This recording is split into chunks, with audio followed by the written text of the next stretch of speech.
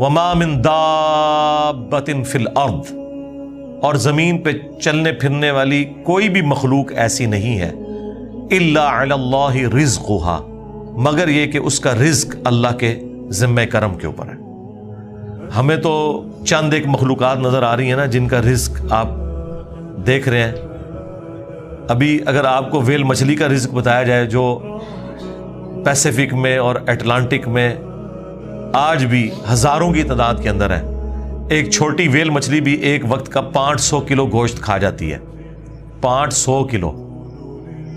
اور جو بڑی ویل مچھلی ہیں وہ تو آپ چھوڑ دیں، 30 ہاتھیوں کے برابر بھی ویل مچھلی ہے، اتنی بڑی بڑی ویل مچھلی ہیں، 30 ہاتھی 30 ان کے برابر ایک ویل مچھلی، اس کا رزق بھی اللہ تعالیٰ پورا کر رہا ہے۔ آپ کو تو بس چڑیاں نظر آ جاتی ہیں زیادہ، تو کسی کے دماغ میں آ سکتا ہے کہ یار چڑیوں کا رزق اللہ پورا کر رہا ہے، تو زیادہ اتنا ہی دماغ میں رزق آتا ہے۔ آپ ذرا ان جانوروں کے بارے میں سوچیں، اتنے بڑے بڑے جانور سمندر کے اندر، خشکی میں تو اتنے بڑے جانور ہی نہیں ہیں جتنے پانیوں کے اندر موجود ہیں، اور ان تمام کے رزق کی ذمہ داری اللہ تعالیٰ نے لی ہوئی ہے۔ لیکن یہ رزق کی ذمہ داری ہے کوشش کے ساتھ جڑی ہوئی ہے۔ یہ نہ سمجھیں کہ ویل مچھلی کے منہ میں آ کے اللہ تعالیٰ کوئی چیز ڈال دیتا ہے، نہیں، کوشش کرنی پڑتی ہے، انسان کو بھی کوشش کرنی پڑتی ہے۔ اللہ نے دنیا کو اسباب کے ساتھ جوڑا ہوا ہے، کوشش کرو گے رزق ملے گا۔ پوٹینشلی رزق اللہ تعالیٰ نے قیامت تک کے لیے اس پلانٹ ارتھ پہ رکھ دی ہے۔ دیکھیں آج سے آلموسٹ 200 سال پہلے تک تو کسی کو پتہ ہی نہیں تھا کہ زمین میں انرجی کا اتنا بڑا خزانہ موجود ہے تیل کی شکل میں۔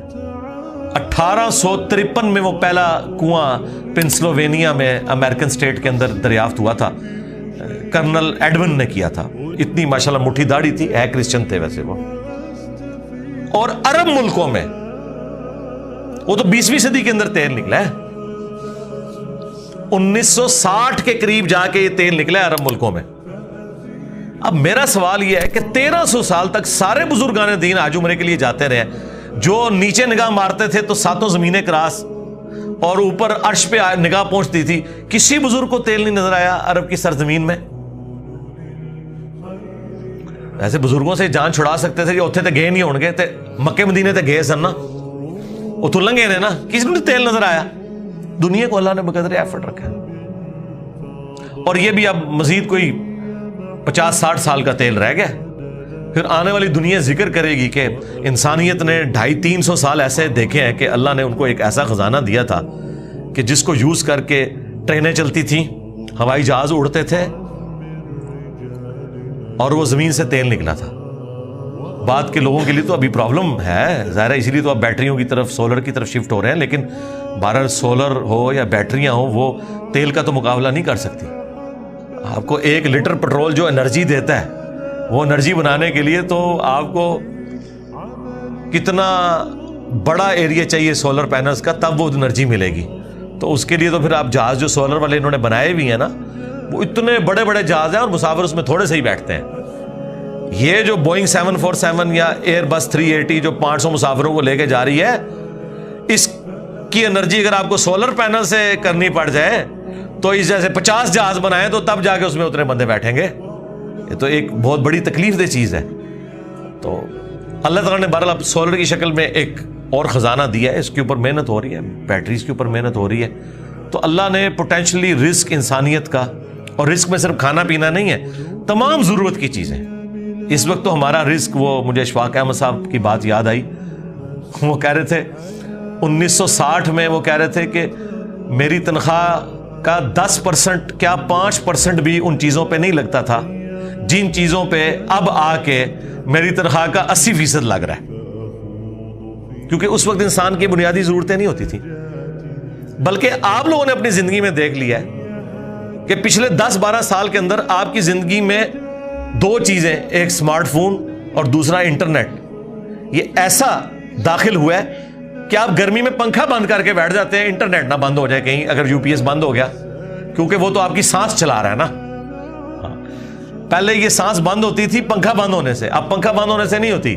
آپ نیٹ کا کنیکشن دیں، 2 گھنٹے بیٹھ کے لوگ نیٹ کے اوپر اور واٹس ایپ پہ ایک دوسرے کے ساتھ میسجنگ کرتے رہیں گے، پسینے چھوٹ رہے ہیں، ان کو کوئی پرواہ نہیں۔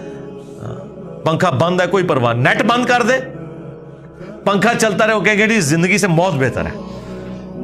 ये हो गया हुआ है। तो ये तो आपकी जिंदगी में अभी एंटर हुई है ना चीज। इलेक्ट्रिसिटी एक बुनियादी जरूरत बन चुकी हुई है। ये सारा रिज्क है अल्लाह की, नेमतें हैं अल्लाह ताला की।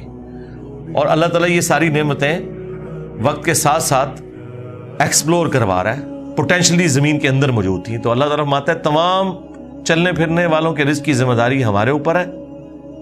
वयअलमु मुस्तक़र्रहा व मुस्तौदअहा, और अल्लाह ताला को हर जानदार के ठहरने की जगह भी मालूम है और अल्टीमेटली जहां उसने स्पुर्द होना है वो जगह भी मालूम है। अल्लाह अकबर। ठहरने की जगह तो आपको समझ आ रही होगी कि अल्लाह ताला को ये पता है कि किस इंसान ने कहां पे रुकना है, किस शेर ने किस गार में रहना है, किस मगरमच्छ ने किस मीठे पानी में गुजारा करना है, कौन सी वेल मछली किस समुंदर में है और कहां कहां उसने अपना वक्त गुजारना है। सिर्फ ये अल्लाह के इल्म में नहीं, वह मुस्तौदअहा, उसने मर के जहां पे जाना है वो जगह भी अल्लाह को मालूम है।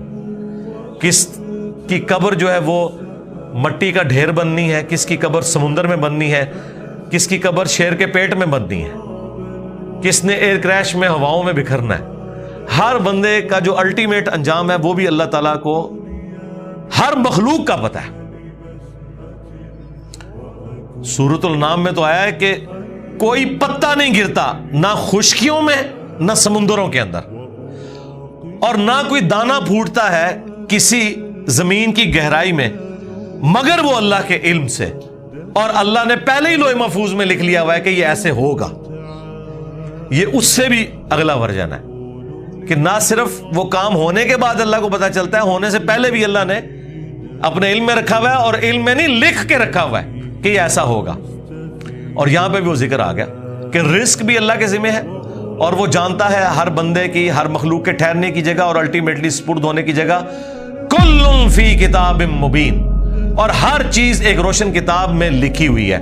वो अल्लाह ताला की बहुत बड़ी हार्ड डिस्क है जिसमें सारी मखलूकात की तकदीरें अल्लाह ताला ने लिख दी हैं। और वो कोई अल्लाह ताला ने यानी खुद से कोई मेहनत नहीं। वो जामे तिरमिज़ी में हदीस है, अल्लाह ने कलम को पैदा किया और फिर उससे कहा कि लिख जो कुछ हो चुका और जो कुछ होने वाला है। बस कलम चल पड़ी और सब कुछ उसने लिख दिया। हर चीज अल्लाह के इशारों पे हो रही है।